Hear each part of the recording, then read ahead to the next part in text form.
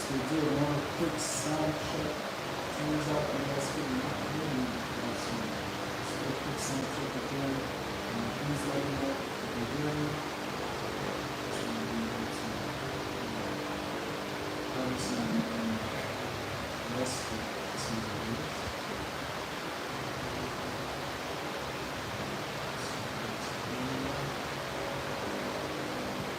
So how many people hear me? Sound check once again. Should be able to hear me now.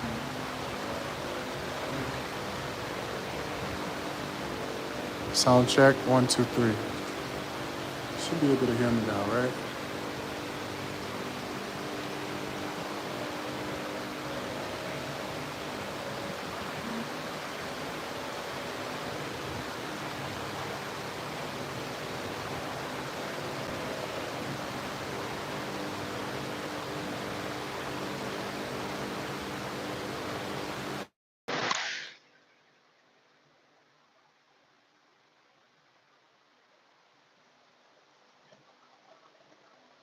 Alright, this is check, guys. Quick sound check, just moving if you can hear me. Sound check. Really crazy. Quick sound check, really good. Quick sound check. Sound check, can you hear me? Alright, now, okay. Hopefully you can hear me. Just leave the thumbs up if you hear me, guys. Sound check, sound check.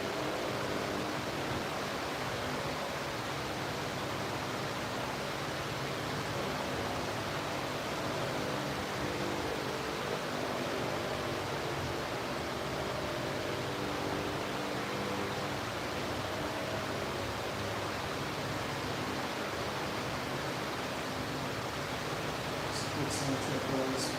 I just want to make sure you can hear me.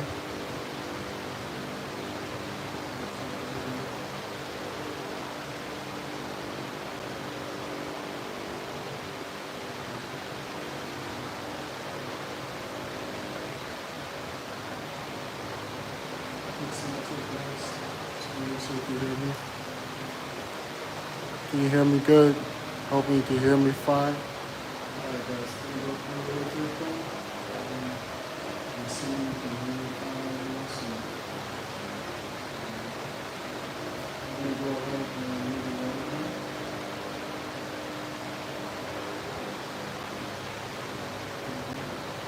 So as I was saying, hopefully you can hear me fine. So sorry about that.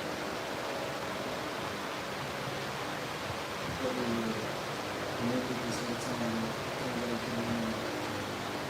So give us a couple seconds here.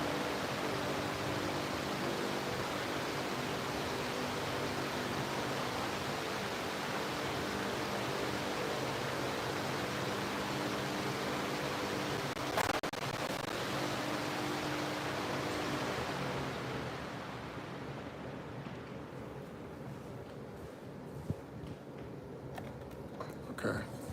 I think I know why that was happening. You can hear me now better? Hopefully.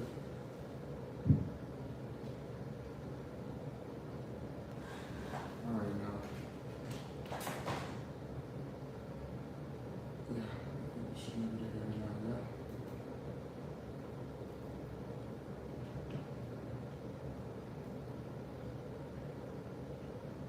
No, this is still not clear.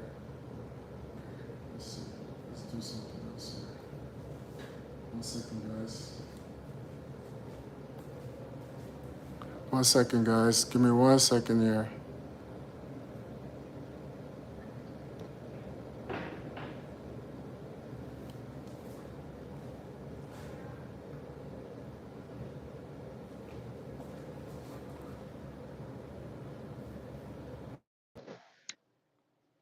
Guys. This should have fixed it. This should have fixed it. Let's see now.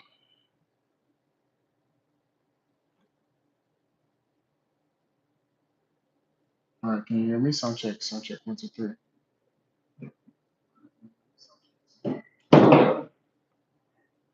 still don't like it. I don't like the sound of it.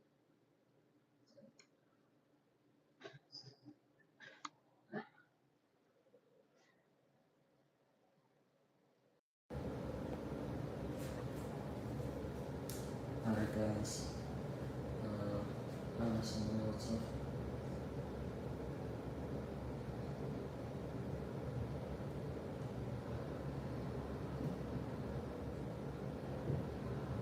Sound check, 1, 2, 3. Sound check, 1, 2, 3. Yeah, I don't like it. I don't like how this sounds right now, so I'm gonna have to do how this sounds right now, so I'm gonna have to do let's see.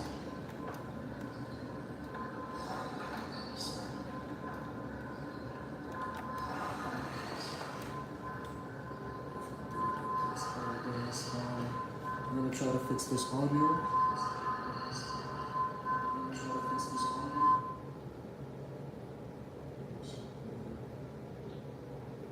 Because I thought this had mics, but apparently not. So what we're gonna do, guys, is we're just gonna flip it and see if the audio catches this one a little bit better, you know what I mean? Hopefully the audio is not as bad, but we can do it that way. All right, all right.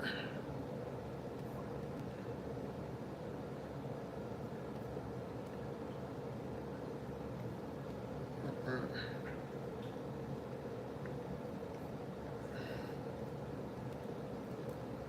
All right, sound check 1, 2, 3. Sound check 1, 2, 3. Can you hear me well? You should be able to hear me now.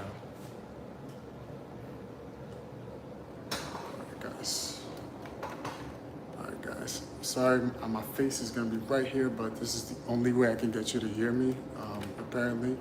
So,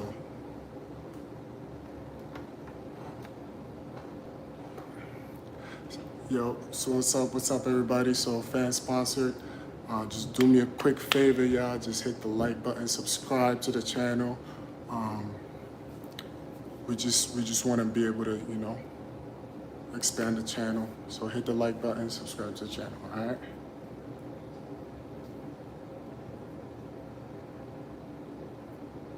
All right. For today, what we're talking about, a little bit. We're talking about the economics in the Black community, and we are delving a little bit into how economics can empower the Black community and entrepreneurship. We're talking a little bit about some differences between the Black community and, hey, what's up, Jefferson de la Toro? What's up? Thank you. I appreciate that. I'm gonna try to give you some good content, all right? So, Jefferson de la Toro, I see you, I appreciate you. Thank you. We're going to talk about the Black community, the historical challenges and triumphs of the Black community, and some historical and crucial elements of economics in the Black community. We're going to talk about some myths, some differences that you see between the Black community and maybe your community. I would love to know what community you guys are from. Actually, leave your flag below. Leave your flag below. Right now, I am in Baltimore, Maryland. Shout out to DJ1Z4. Shout out to DJ1Z4. Hit that like button, DJ1Z4. Subscribe to the channel, man. Subscribe to the channel. We're going hard right now. We're going crazy. I'm telling you, we're going crazy. But anyway, leave your flag below. Leave what flag you're from below. Hey, Nigeria. What's up, Nigeria? My man from Nigeria. I'm from Cameroon, man. So shout out to you. You're my brother. But yeah, leave your flag. What flag is that? Argentina? No, Nicaragua? What flag is that? Anyway, leave your flags below, man. So we're going crazy. All right, so where was I? Yes. So today we'll be talking about a bit about economics, a bit about its impacts on the Black community. So Welcome to Black Gentlemen's Media, and today we're talking Empower Economics. My name is Loic, and today I'm delving into the fascinating world of economics. Understanding economics is crucial in making informed decisions that benefit our communities and ourselves. Let's start with the basics. What is economics? Economics is a study of how people use resources and respond to incentives. Economics basically asks the question, why do you do this instead of that with your $1? Okay?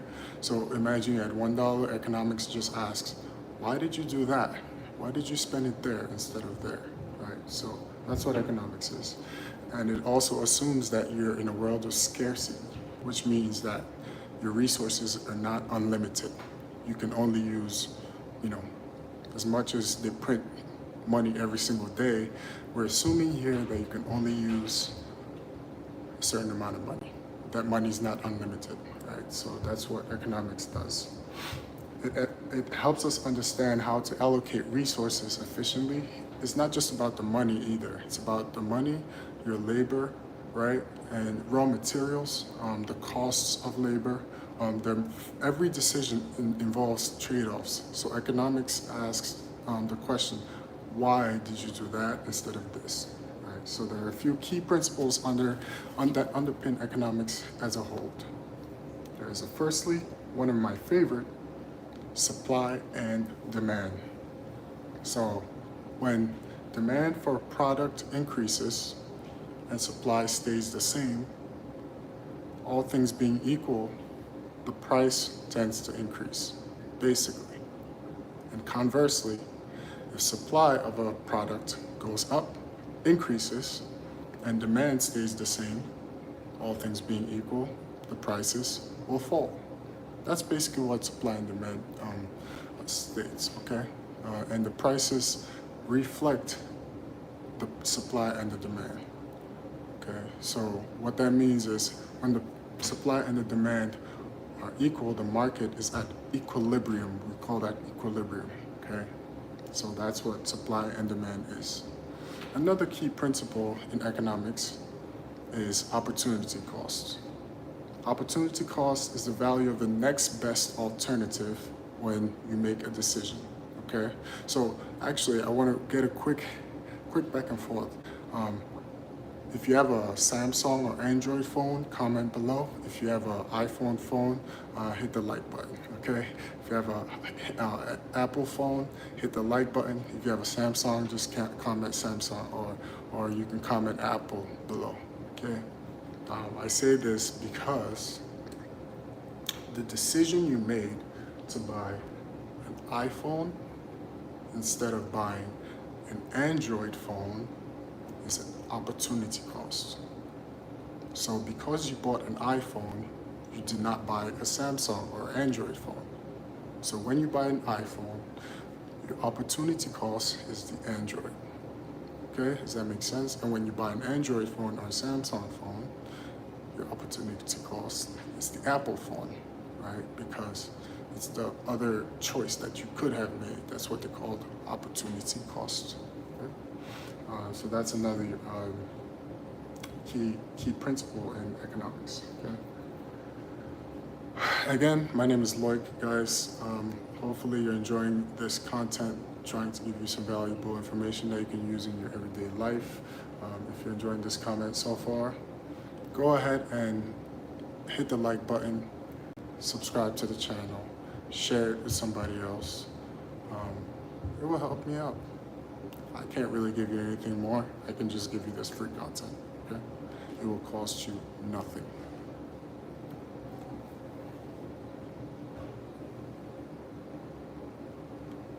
All right. So there are different economic systems, okay? Free Palestine indeed. Yep, free Palestine indeed. It's crazy what's going on in the world. Free Palestine indeed. I stand with you for real. Actually, it's crazy what's happening in Palestine. Let's just think about that. I mean, children are like like starving and everybody's just sitting back and watching. It's kind of disgusting. Um, People keep asking why black men not voting for Joe Biden. I'll tell you right now. You ready? Because of Palestine, bro. It's not hard to, like, anyway, free Palestine, for real. Anyway, economic systems. I'm sorry, I got passionate there for a second. Yeah. So, anyway, let's get back to the topic at hand, please. Let's take a look at the different economic systems. So we have capitalism. Capitalism is characterized by private ownership and free markets. Okay. In capitalism, businesses are driven by profit and the prices are determined by the markets, all things being equal. Socialism. This emphasizes public ownership and central planning. The government controls major industries and the aim is to redistribute the resources more equally. Then you have a mixed economy, which is pretty much combining both capitalism and combining socialism, both together. Okay. Now, the impact of both or three of these systems is vast because economic systems can drive innovation and growth, but may also lead to inequality, right? As you can see in the United States, the economic future is bleak right now, to be honest, in the United States because the rich own everything. It's unbelievable. The one percenters own everything, and the inequality is vast in the United States. Socialism aims for equality, but can face challenges with efficiency and innovation, which you can see in somewhere like North Korea. Their socialist system aims to be more equal, but that's not always the case. So there are problems, pros and cons with both. I believe the best type of economy is the mixed economy. Why is that? Because it's a good balance, and I always chase balance, right? It's a balance between growth and social welfare. You know, you can have your opinion about either, but you know, don't tell me my eyes are lying to me, right? Like we see the effects of both, okay? So guys, again, my name is Loic. If you're enjoying this content, go ahead, hit the like button, subscribe to the channel. We're just trying to grow, right? Let's grow this channel. Let's get it to 1,000 subscribers within the next month, okay? If we can get it to 1,000 subscribers by the end of this month, actually, that would be crazy good. We're already at 671 right now. That's a lot to me. If 671 people were just standing in front of me, I don't think I would be able to talk. But right now we have 10 people in the chat, or 11 people, which is crazy to me. But if you could do me a favor, just hit the like button, subscribe to the channel, comment what you would love for me to explore and delve into. But for right now, we're talking about modern economic challenges and the achievements as well of modern black entrepreneurs. If you can think of any black-owned business, go ahead and leave it in the comment below right now. If you know any black entrepreneurs, go ahead and leave it in the comment below. Let's market more black entrepreneurs, more black businesses, because we need black business. We need the black dollar to circulate, right? Because the only alternative when people don't have a way to get out of their situation is a glorified life of gang violence and just not a promising future. And life is way more worthy than that kind of life. So shout out to any black entrepreneurs. Again, comment below if you know any black entrepreneurs. That would be crazy. Hit the like button. Let's keep it going. Okay.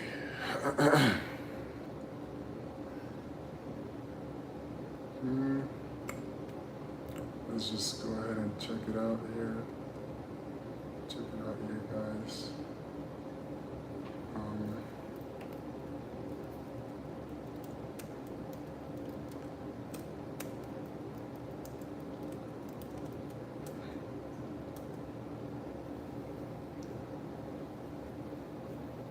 okay, guys. So right now, thank you for hitting the like button. Thank you for joining me again. My name is Loic. We know a lot of. I think the internet is going to open the way for a lot of black businesses as well, which I think is amazing. And we know a few successful black businessmen right now. We can name a few, but let's go all the way back to Black Wall Street. One of the most notable economic triumphs was Black Wall Street in Tulsa, Oklahoma. In the early 20th century, this community became a symbol of black economic success and independence. Black Wall Street was home to numerous black-owned businesses, including banks, restaurants, and shops. This economic self-sufficiency fostered a strong sense of community pride. Greenwood District, known as Black Wall Street, was one of the wealthiest black communities in the United States of America. So in 1921, the Tulsa Race Massacre destroyed this community. Despite devastating events, the resilience and determination of black entrepreneurs continue to inspire future generations. Now we go into the Civil Rights Movement. The Civil Rights Movement of the 1950s and the 1960s brought significant strides toward black economic justice and reality, right?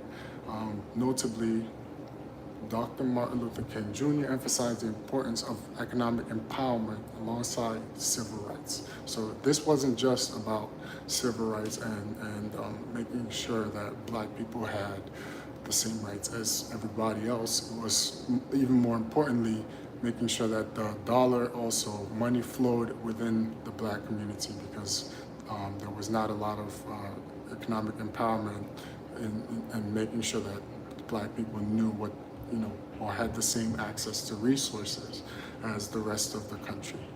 So that's what the civil rights movement really emphasized, and made sure that people understood that the black community was important and deserved the empowerment, economic empowerment. So the Montgomery bus boycott, wow, Montgomery bus boycott, why was that so hard to say?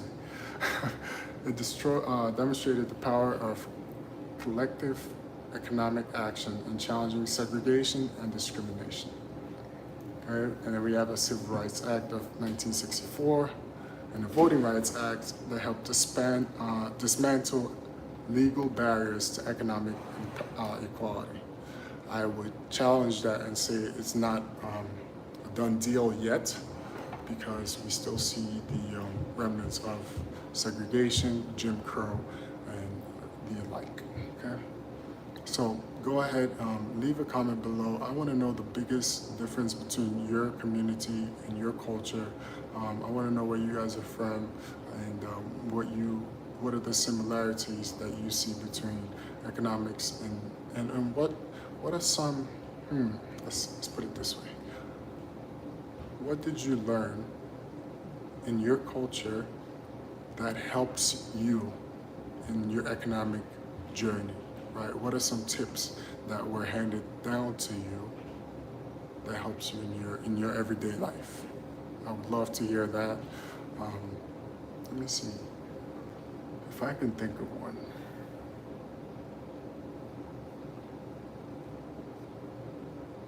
I know as an African family, at least I picked this up, is not wasting food, right?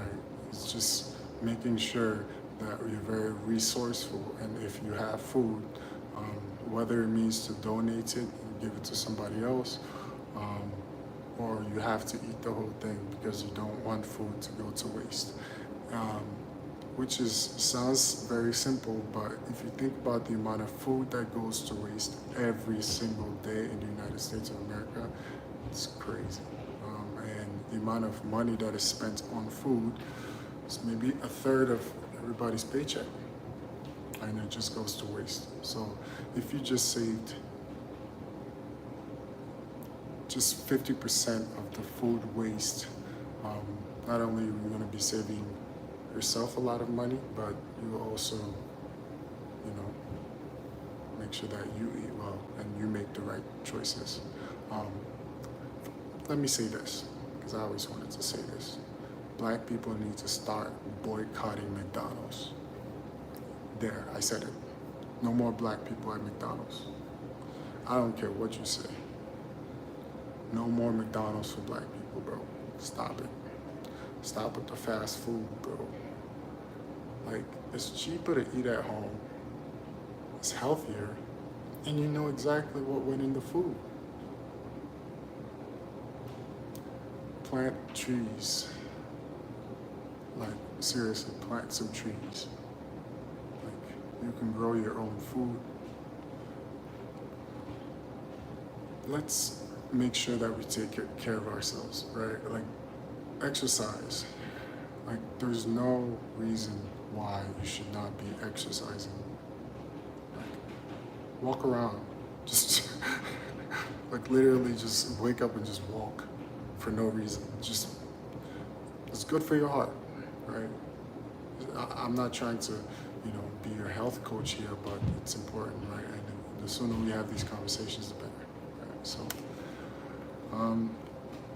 anyway, we can think of a few black entrepreneurs and black businessmen that have created fortunes for themselves. Robert F. Kennedy, chairman and the founder of Vista Equity Partners, is known for his visionary leadership and philanthropy. We have Damon John. He's famously known. He's an entrepreneur, investor, and his role at Shark Tank is probably his most famous, but he also was a founder of FUBU, For Us, By Us. FUBU is one of those black brands that came up when I was growing up that you just had to have FUBU pants, right? Reginald Lewis, trailblazer, and the first African American to build $1 billion company, TLC, Beatrice International Holdings. Let's see, who else? Some I can think of right off the top. Oprah Winfrey, obviously, right? And we have a black president, or we had a black president. So, I think even more importantly, that really empowered black businesses, right? Okay. So, guys, if you're just joining me, hit the like button, please, and subscribe to the channel. Trying to make sure that we give you some good content here, okay? My name is Loic. This is Black Gentleman Media. Okay? Thank you. Thank you for joining us. Let's keep it going. So, I believe the internet has opened up a world for entrepreneurship that we have never seen before, and essentially, you no longer have to be in an office or do something that you don't want to do in order to make money. So I think this is a huge opportunity for black businesses. I think of a few black businesses that have come of age recently, and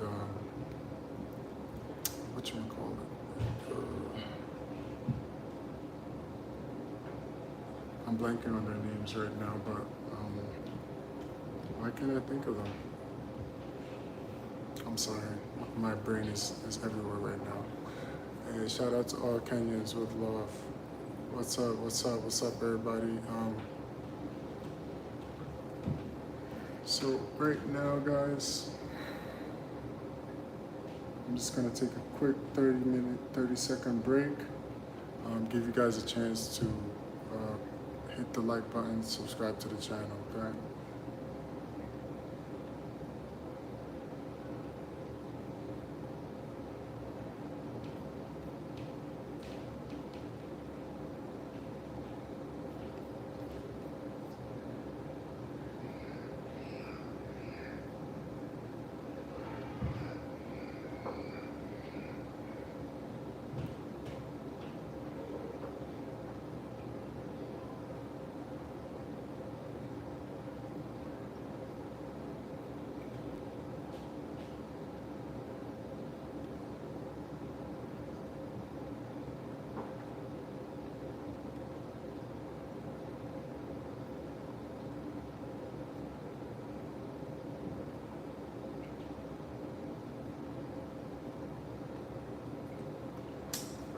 Get something to drink, guys. I'll be right back, okay? Go ahead and hit the like button, subscribe to the channel. Like I said, I'm trying to give you some good content here, but I can't do it without your help. So I need your help. Go ahead and hit the like button, subscribe to the channel.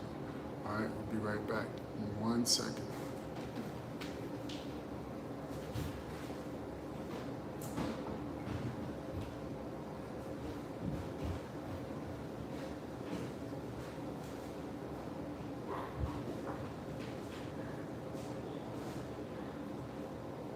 What's up, man?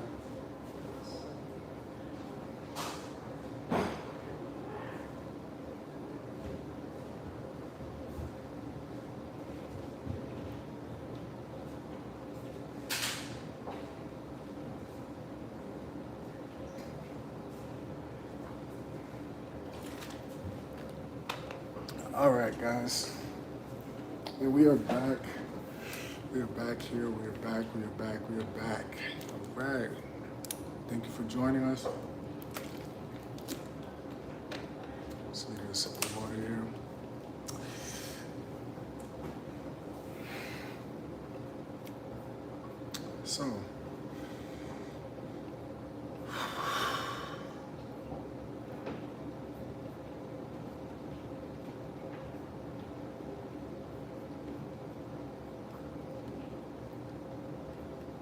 So, guys, thank you for joining me. My name is Loic, and today we'll be talking about economics, global economics as well, macroeconomics, how government policies affect the Black community, and we'll also be talking about some ways that we can remedy those effects in the Black community. I believe very strongly that unity between the Black community, especially in Africa and in the United States, is the key to breaking this system that has held the Black community down for so long, right? So everybody from South Africa to India to everywhere in Africa should be united in freeing the Black community, freeing the Black man, because right now we are at a state of it's a state of emergency, right? Because the IMF and the systems that control things, right? They're not going to help us. They're in it for the money. And in order to save your house, you have to know, you have to save yourself first, so that you can save your whole community, right? So we will be talking about few things, such as the historically Black colleges. We'll be talking about government policies.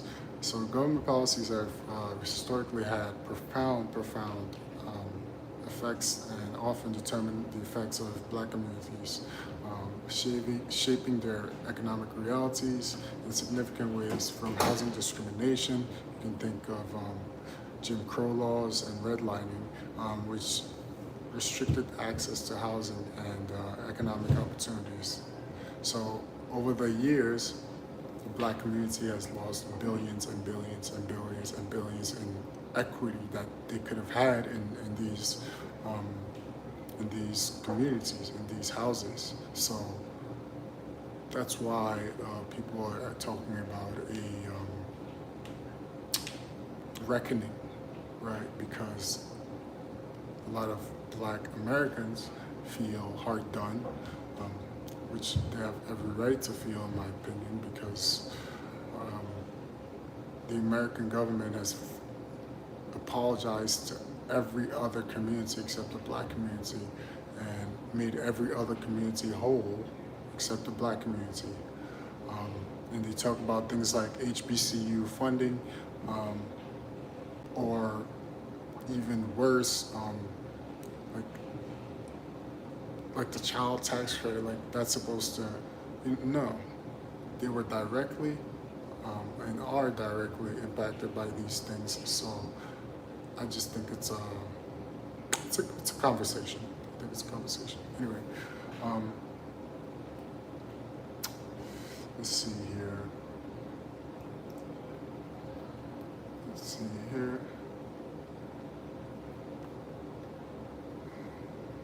Um, Brown versus Board of Education, the landmark Supreme Court decision that declared state laws establishing separate public schools for Black and white students unconstitutional, leading to desegregation, I believe was a turning point in the United States of America because, first off, they had to face the reality head on. Title I funding, federal funding for schools with high percentage of low-income students aims to bridge educational disparities through funding gaps, through the funding gaps that remain. So affirmative action as well was designed to promote diversity in higher education and employment. Recently, it's faced multiple legal actions and legislative implementation to change affirmative action. There's this talk of DEI and the fact that a lot of people don't like DEI. You can have your own opinion about it, but the whole point of DEI was to make sure that Black people had a fair share of the cake, right? Again, you can see why, because it's been years of discrimination, right? So it's like, of course you want a fair share, okay? Anyway, guys, we'll move on. The war on drugs. Policies from the 1980s and 1990s led to disproportionately high incarceration rates for Black individuals. I would argue that war against the Black body continues today, as if you look at the numbers, let's do a bit of digging here, because I'm interested to see.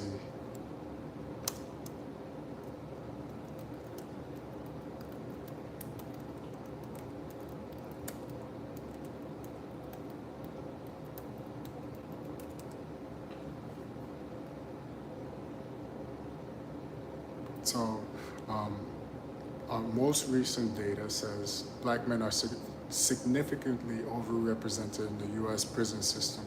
Although Black men make up roughly 13% of the U.S. male population, so 13% of the U.S. male population is Black men, they account for 34% of the male prison population.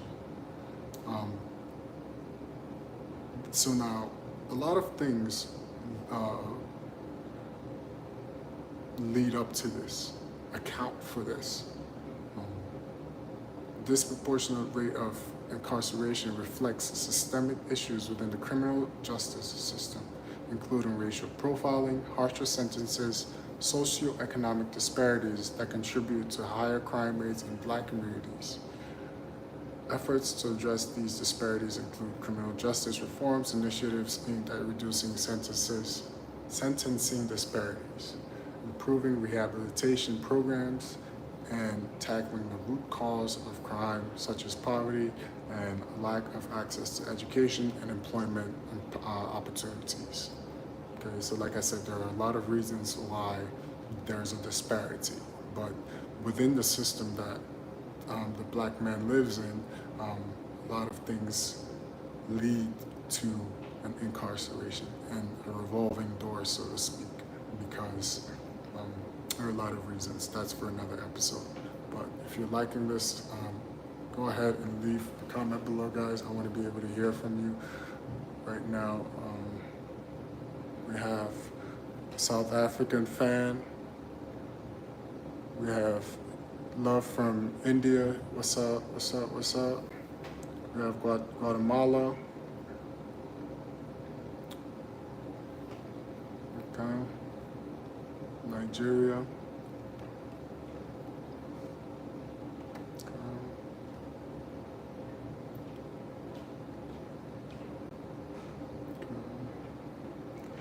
So this is something I would love to talk about. Policies from the 1980s and 1990s, particularly the war on drugs and mandatory minimum sentencing laws, led to disproportionately high incarceration rates for Black individuals, disrupting the family and the communities. These policies impose severe penalties for drug-related offenses, often targeting substances more commonly found in Black neighborhoods. As a result, many Black individuals face lengthy prison sentences for relatively minor offenses, leading to a cycle of incarceration that affected generations. Which is crazy because now we find out that these same drugs are being used by the CEOs of the major corporations in America. They just openly say, hey, I did ketamine. And it's just like, wait a minute. This country has locked up Black men for decades, centuries, for these same drugs that I guess major corporations, CEOs are just being celebrated for using. So there's a contradiction there. The legalization of marijuana, great, amazing, first step. Federal forgiveness for all nonviolent crimes needs to be another step. There's so much more that can be done to remedy this action, but it's just crazy to me, at least, that there's such a disparity, right? It's kind of like, I don't think this would happen if it was any other race. That's just me, right? I'm just saying. So the mass incarceration strained family structures. It removed the breadwinners from the household and created economic instability. Furthermore, criminal records resulting from these policies made it challenging for individuals to find employment and housing upon release, perpetuating poverty and limiting resources for upward mobility, right? So when these individuals would come from jail or prison for relatively nonviolent acts or minor infractions, they couldn't find work. So mission accomplished. They were able to not only take away their freedom, but when they come out, now they can't find work because they have a record. So just perpetuated that cycle as we're talking about, right? The revolving door, right? Because now the kids don't grow up with a father figure in the house, and it's a revolving door, right? It's like, and I think America should actually be very grateful that the Black man is very relatively peaceful and relatively just like not trying to revolt, right? Because I don't think even the white man would have such patience, right? I think it takes a level of trust, and that's what it is. It's really trust in the system and trust in the moral arc of justice, so to speak, right? But Kyle Kulinski, shout out to Kyle Kulinski from Secular Talk. I love that channel, by the way. But he said something recently that I agree with. He said that he doesn't believe in that anymore. Yeah, well, welcome to our world, bro. It's just funny. It's funny. Anyway, guys, my name is Loic again. Go ahead and like this channel. Leave a comment below. Where are you from? This is Black Gentleman Media, giving you the best content in the whole world. Trying to make sure that you're on top of things. Okay. So we're going to talk about masculinity a little bit as well, and you're like, wait a minute, that's a turn. Masculinity. We were just talking about economics and the Black community. Well, I believe masculinity is it plays a big role in the Black community as well. If you're a Black man, you understand this. Why? Because they've tried to emasculate you your whole life, right? And you can't just have a normal life without being checked for your masculinity. So that's why a lot of Black men don't know how to just be, right? Because it's almost like so many expectations, and just being in a space, right? And just being in a space is hard, right? So it's hard to trust people. The dating in the Black community is really hard right now. I think a mix of a few things. The pandemic played a big part. Social media obviously is playing a huge part, but masculinity is in a crisis in the Black community. So what is masculinity? So it's complex, it is multi-dimensional, and it encompasses a range of characteristics, behaviors, roles, and typically associated with being male, right? So it's not just one thing. It is shaped by cultural, social, and individual factors that vary across a large spectrum of societies and contexts, right? So masculinity can be helping a grandmother or someone who's disabled cross the street. To me, that's masculine. That is protecting, that is providing, that is greasing and lubricating. I call it social lubricant, right? You want to be a social lubricant. So I think that's what that is. Key aspects of masculinity: physical and mental strength. Traditionally, masculinity is associated with physical strength and endurance, as well as mental toughness and resilience. Courage and bravery. It often involves a willingness to face challenges and to take risks, demonstrating courage in difficult situations. So usually people who are considered masculine are very courageous. You can think of a samurai or someone who's very brave, like people like wrestle bears. They're like, whoa, this guy's super masculine because he's wrestling a bear, right? Like, that's scary, it's brave, it's raw, right? Like timber. Okay. Emotional regulation. Healthy masculinity includes an ability to manage and express emotions constructively rather than suppressing them, which is very hard. Empathy and compassion, understanding and responding to the emotions of others is increasingly recognized as a crucial component of modern masculinity. Guys, let me first of all know what you guys think about just in general masculinity, the state of masculinity right now. I know there's a lot of negative content out there, usually against women, but I want to be able to have the conversation here in an open forum. What do you think about toxic masculinity and all that good stuff? So again, my name is Loic. If you're liking this content, like this video and share with somebody. We're gonna go again for maybe another 5-10 minutes, depending on how you guys are interacting.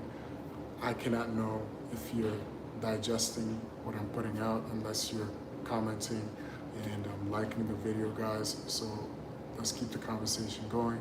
Go ahead and like the video, like this live stream, and subscribe to the channel, okay? All right. So back to masculinity in the Black community. Um, so autonomy as well, self-sufficiency, problem solving, protector role.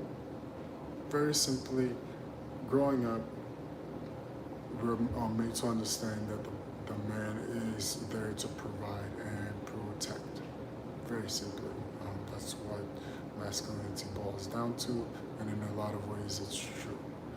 But there is also um, just honor and respect that has to go with that, right?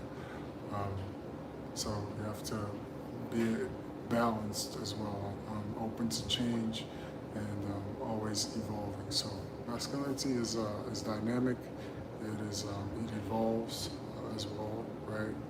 What you might think is masculine at one point, um, I used to think wearing skirts or like kilts was not masculine until I grew up, and I'm like, it's just a skirt, bro.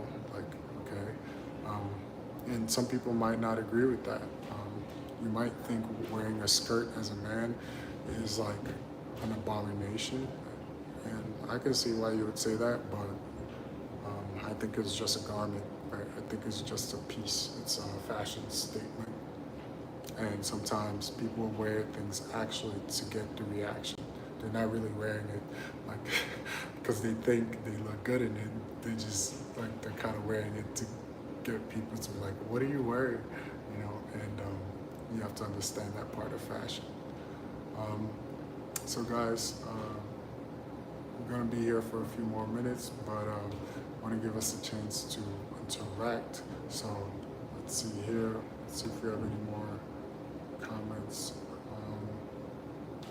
Looks like you guys are kind of commenting here and there, but anyway, that's all I have for you guys today. I think just really delving into a few topics that I find interesting. Modern masculinity embraces a broader but more inclusive understanding that values emotional expression, empathy, and respect for all individuals, right? So how does this tie into the whole scope of Black economics and masculinity? Because if they are able to emasculate the Black man, then he's not able to protect and provide for his family, right? And that's why a lot of people, if you look, you might be, you might have a child when you're 20, but you're not a man yet, right? So you need to grow up first before you're able to call yourself a man and you're able to protect and provide for those children, right? So masculinity essentially is provide and protect, okay? That's all it is. There are a few more things that would be considered masculine. I believe cooperation is also masculine. To be able to cooperate with people in a friendly, it might not always have to be friendly, but in a respectful way. I believe that's masculine. I believe being able to read the room is masculine as well. I'm not saying that women can't read the room, but women actually read the room a lot better than men. But I believe that's a masculine trait, to be able to know what to say, and when to be quiet, right? So a lot of men talk too much sometimes. I know I talk too much. That's why I'm doing this, so I can get paid for it. So, but also, yeah, talking too much is not a bad thing, but it's just knowing when to talk, when to be quiet, right? I believe taking the time to yourself as well, right? Taking the time to build yourself, build your businesses is masculine. So those are a few things. Anyway, guys, my name is Loic.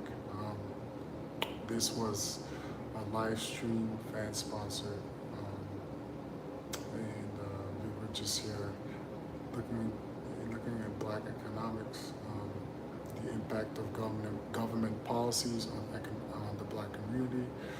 We also went a little bit into masculinity and a little bit about how masculinity can affect the Black community as a whole. Okay. Anyway, guys, thank you so much for joining me. Appreciate your time. And if you stuck with me this whole time, you're a real one. So you might as well just go ahead and subscribe to the channel.